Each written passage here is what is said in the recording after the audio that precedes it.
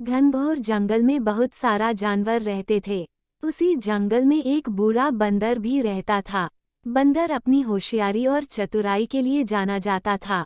जंगल में जब किसी प्रकार की मुसीबत आती थी तो सभी जानवर अपनी समस्या का हल निकालने के लिए बंदर के पास ही जाते थे। उसी जंगल में एक बिल में एक खरगोश भी रहता था। एक बार खरगोश खाने की तलाश में कुछ दिनों के लिए बाहर चला गया, जिससे उसका घर बिल खाली हो गया। खरगोश का बिल खाली देखकर एक खरगोशनी उस बिल में रहने लगे। कई दिनों बाद जब खरगोश वापस आया तो उसने देखा कि उसके बिल में एक खरगोशनी रह रही है। अपने बिल में खरगोशनी को रहता देख खरगोश को बहुत गुस्सा आया और खरगोश ने खरगोशनी से अपना दिल खाली करने के लिए कहा, किंतु खरगोशनी बोली, मैं यहाँ कई दिनों से रह रही हूँ और अब इस बिल पर मेरा अधिकार है। इस बिल को मैं किसी भी हालत में खाली नहीं करूँगी।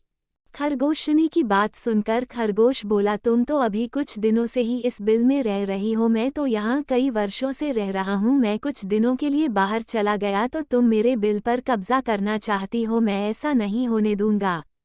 इस प्रकार दोनों में काफी वाद विवाद होने लगा और समस्या का हल ना निकलते देख खरगोश और खरगोशनी उस बूढ़े बंदर के पास गए और दोनों ने उसे अपनी अपनी समस्या बतलाई।